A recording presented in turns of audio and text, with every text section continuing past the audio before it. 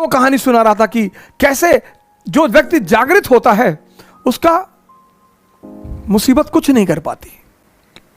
बहुत बड़ा नियम है जागृति सर, होश में रहना बहुत बड़ा नियम है। तो चीन में एक आदमी था किसी गांव में, उसके पास एक बड़ा नायाब घोड़ा था, बहुत नायाब, मतलब हवा से ज्यादा स्पीड थी घोड़े की।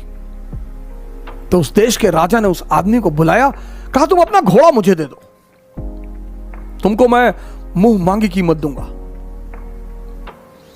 उस आदमी ने कहा कि सरकार घोड़ा तो ना बेचेंगे।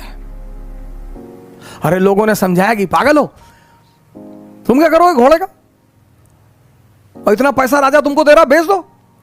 अरे उसने कहा यार तुम लोग क्यों मेरे पीछे पड़े हो, जाओ अपना काम करो, हम नहीं फायदा ले रहे ना, जाओ। एक दिन क्या हुआ, घोड़ा भाग गया। अब जब घोड़ा भाग गया तो गांव के लोग आए, हंसने लगे, कहीं देखा हम तुमसे पहले ही कहते थे, तुम समझे नहीं रहते हमारी बात को। अरे उसने कहा बड़े भाई घटना सिर्फ इतनी है कि घोड़ा भाग गया है, बस, इसमें ज्यादा चिंता करने की बात नहीं है। वो चला गया तो चला गया, मैं क्या करूं। अजीब पागल हो, तुम्हारा नुकसान हो गया। बोले कोई नुकसान नहीं हुआ। 10-15 दिन बीता, एक दिन घोड़ा वापस आ गया और अपने साथ 20 घोड़े और लाया अपनी तरह के। गांव वाले फिर आए, कहीं बेटा तुम बहुत चालाक आदमी हो, तुमको पता था कि कुछ कांड करने गया है ये, बड़ा बढ़िया यार, तुम तो बड़े फायदे में हो यार, पहले तो अकेले था अब तो 20 ले आया। उन्होंने कहा यार तुम लोग राय देने क्यों चले आते हो यार बार बार। अरे घोड़ा चला गया था, अब आ गया, अपने साथ 20 घोड़ा और ले आया, घटना बस इतनी है, इसमें बहुत ज्यादा खुशी होने की कोई बात नहीं है। पड़ोसी राज्य ने उस राज्य पर हमला कर दिया। अब वो जो 9 घोड़े आए थे उसमें से एक घोड़े को इस किसान का बेटा ट्रेन कर रहा था, घोड़े से गिरा, उसका दोनों पैर टूट गया। गांव वाले फिर आए कि बड़ा बुरा हुआ यार, बताओ तुम्हारे लड़के का दोनों पैर ही टूट गया। बोले यार तुम लोग शांत नहीं रह सकते हो, अपना निर्णय अपने पास नहीं रख सकते हो। अरे ठीक है यार, पैर टूट गया, देखेंगे भगवान कुछ करना चाहता होगा, अच्छी बात है, जाने दो। उसी वक्त पड़ोसी राज्य ने इस राज्य पर हमला कर दिया। गांव के जितने भी जवान लड़के थे सब सेना में बुला लिए गए, सिर्फ किसान का बेटा बचा क्योंकि उसके पैर टूटे हुए थे। इस दुनिया में, खासकर इस देश में 95% लोग उस चीज के बारे में सोचते हैं जो उनके हाथ में है ही नहीं। क्या? फल। सर आपको पता ही नहीं कल क्या होने जा रहा है, तो जब हमें कल का पता ही नहीं तो हम आज में रहें। और जितने लोगों ने अपने आज को सुधारना शुरू किया उनका कल बेहतरीन हो गया, क्योंकि जो कल के बारे में सोचते हैं वो आज कुछ कर ही नहीं पाएंगे, और जो पास्ट के बारे में सोचते हैं वो कुछ कर ही नहीं। 2 लोग निष्क्रिय हैं। जो कल के बारे में सोचते हैं वो तो थोड़ा बहुत कुछ करेंगे भी, लेकिन जो पास्ट के बारे में सोचते हैं, हमारे पिताजी गवर्नर थे, रहे होंगे, बहुत लोगों के पिताजी गवर्नर थे। देश विषम परिस्थिति से गुजर रहा है, कोई बात नहीं सर, धरती है, पृथ्वी है, ऐसी चीजें आती रहती। इतिहास जब लिखा जाएगा तो लिखा जाएगा कि जब कोरोना का संकट आया तो भारत के हर नागरिक ने एक योद्धा की भूमिका निभाई। इतिहास अब यह ना लिखा जाए कि महमूद गजनी आया तो भारत के लोग भाग गए, तैमूर लेम आया तो भारत के लोग भाग गए, नादिर शाह आया तो दिल्ली के लोग भाग गए। ना ना ना ना, अब जब इतिहास लिखा जाए तो अब यह लिखा जाए कि जब कोरोना का संकट पैदा हुआ तो भारत देश का हर नागरिक योद्धा बनकर खड़ा हो गया। ये हमारे दुश्मन उलझाना चाहते हैं, ये इनकी गलती, उनकी गलती। गलती तो है, मानी सी बात है, गलतियां तो की है, सरकारों ने की है, पार्टियों ने की है, दलों ने की है, नेताओं ने की, गलती तो है, लेकिन इस वक्त ध्यान भटकाने का नहीं है सर।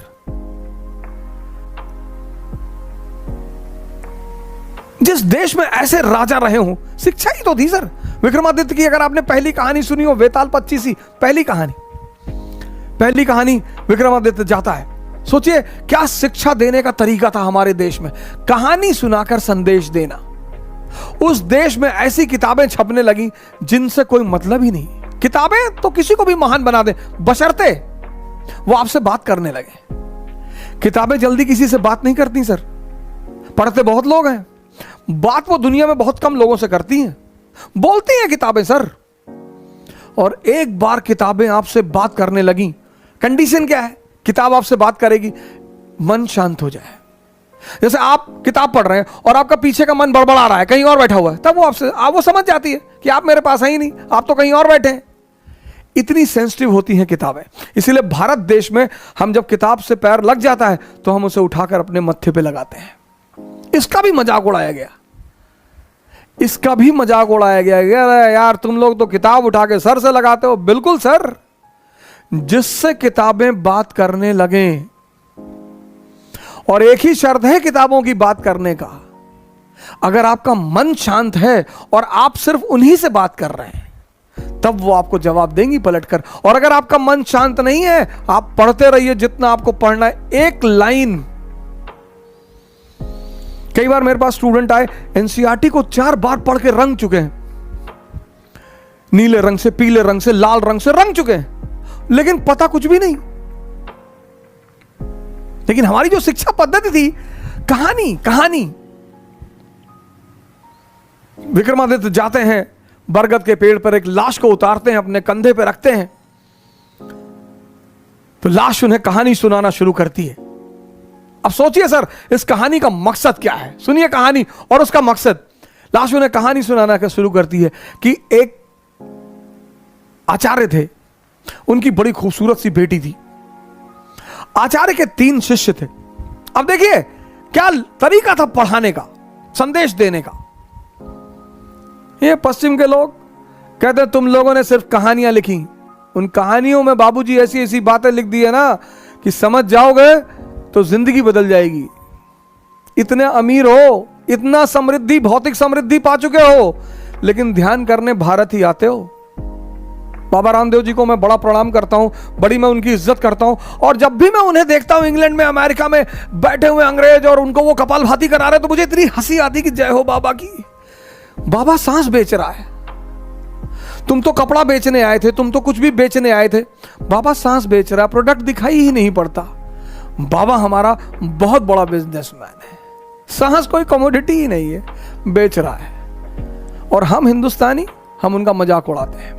आप उनसे असहमत हैं, वो एक अलग बात है। हो सकता है आप उनकी राजनीतिक विचारधारा से असहमत हो, बहुत अच्छी बात है सर। मैं आपसे बार बार कहता हूं कि मतभेद का मतलब मनभेद कभी नहीं होता सर। आप में से बहुत सारे घरों में आप नॉनवेज खाते हैं, आपकी माताजी नहीं खाती, आपके पिताजी नहीं खाते, तो इसका मतलब दुश्मनी सर? बिल्कुल नहीं। दुश्मनी जब भी होगी तो जब इंटरेस्ट खतरे में पड़ेगा तब दुश्मनी होगी। बेवकूफ जो है, जो बेवकूफ है समाज में, वो मतभेद पे मनभेद कर लेता है कि ये मस्जिद में जाते हैं, अरे तो पूजा करने जा रहा है ना, ये मंदिर में जा रहे हैं, जाने दो।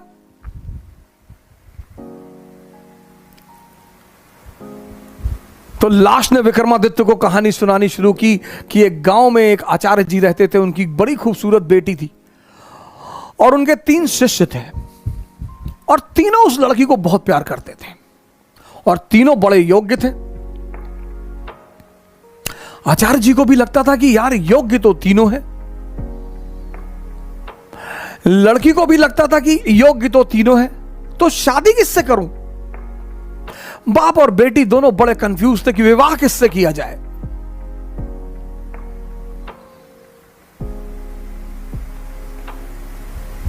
और जब लड़की यह सुनिश्चित नहीं कर पाई कि विवाह किससे किया जाए, तो एक दिन लड़की ने आत्महत्या कर लिया।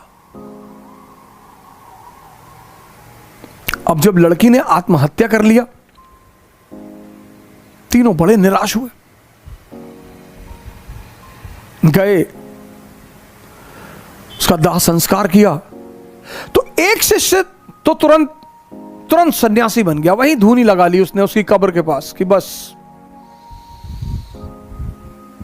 अब जीवन में कुछ करना ही नहीं, जिसको मैं प्रेम करता था वो बचा ही नहीं, तो अब जीवन में कोई सार नहीं, अब सिर्फ तपस्या करनी है और तपस्या करके ही जीवन को त्याग देना है।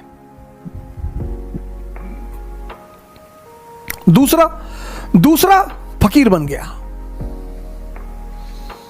घूमने लगा देश विदेश में। उसे पता था कि हिंदुस्तान में कुछ संत हैं जो फिर से जीवित करने का मंत्र जानते हैं। लगा वो उन संतों को खोजने जो फिर से जीवित करने का मंत्र जानते थे। तीसरा जो उसमें था, वो डेली जाता था, उस मृत शरीर पे मसाला लेप लगाता था, साफ करता था, फिर उसे वहीं रख देता था। अब ये सिलसिला कुछ वर्षों तक चला, 2-4 वर्षों तक चला। तो वो जो घूम रहा था चारों तरफ, फकीर बन गया था, मंत्र की तलाश कर रहा था, पुनर्जीवन देने के मंत्र का जो तलाश कर रहा था, उसे एक दिन कुछ महात्मा लोग मिल गए, वो उस मंत्र को जानते थे। उसने उनकी सेवा की, उन्होंने उसे वो मंत्र सिखा दिया। जैसे ही उसने मंत्र सीखा, वो भगा वापस गांव की तरफ।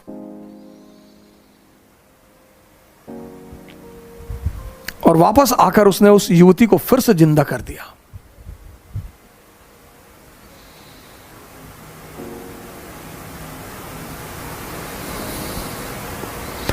जब उसने फिर से जिंदा कर दिया, तीनों दावेदार फिर खड़े हो गए, और अब तो युवती और सुंदर हो गई। तब उस वेताल ने विक्रम से पूछा कि विक्रम बता कि अब लड़की को किससे विवाह करना चाहिए। अगर तेरे मन में उत्तर आ रहा है और तू जवाब नहीं देगा तो तेरे सर के टुकड़े टुकड़े हो जाएंगे, और अगर तूने जवाब दिया तो मैं तुझे छोड़कर चला जाऊंगा।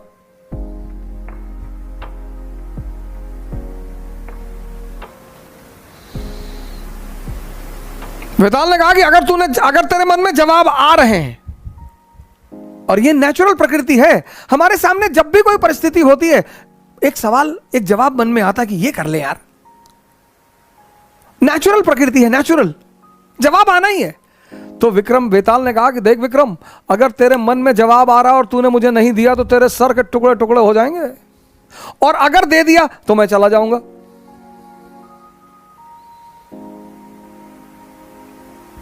योग्य आदमी, भाई योग्य हो अयोग्य हो, मन में अगर परिस्थिति बन रही है तो जवाब आएगा। तो विक्रमादित्य ने जवाब देना शुरू किया।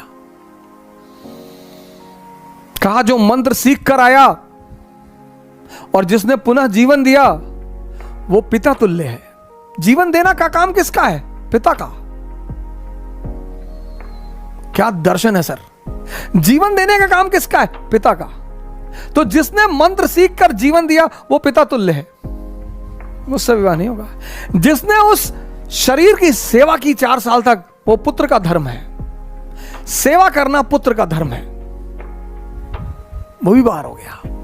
जिसने अपनी ही जिंदगी दांव पे लगा दी, यही प्रेम की कसौटी है, विवाह उससे होना चाहिए।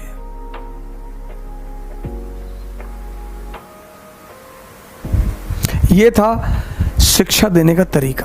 और जैसे ही विक्रमादित्य ने जवाब दिया, वेताल उड़ चला कि तूने बोल दिया विक्रम। यानी अब सुनिए, इस कहानी का दूसरा उद्देश्य क्या है? मौन। परम की जो प्राप्ति होगी वो मौन में होगी, साइलेंस में होगी। इसीलिए हिंदुस्तान में एक वर्ड है मुनि।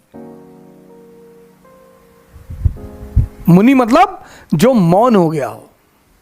परम की जो प्राप्ति होगी, परम की 25 बार विक्रम जाता है, 25 बार वेताल उससे सवाल करता है, 25 बार वो जवाब देता है और वेताल हमेशा निकल जाता है। और जब अंतिम बार विक्रम चुप हो जाता है,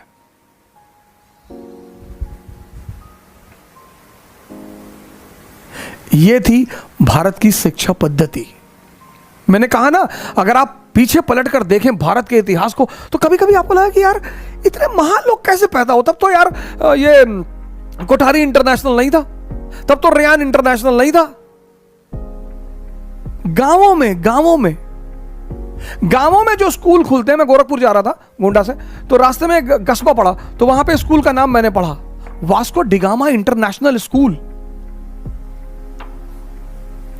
गांव में सर, मतलब नाम का मतलब यह है कि हम अंग्रेज हैं, हम तुम्हारे बच्चों को अंग्रेज बनाएंगे। अंग्रेजी सीखना बुरी बात नहीं है सर, किसी भी भाषा को सीखना बुरी बात नहीं है, लेकिन अपनी संस्कृति को समझे बिना अगर हमारी देश की 95% जनता ध्यान और योग कर रही होती ना सर, कोरोना कुछ नहीं कर पाता।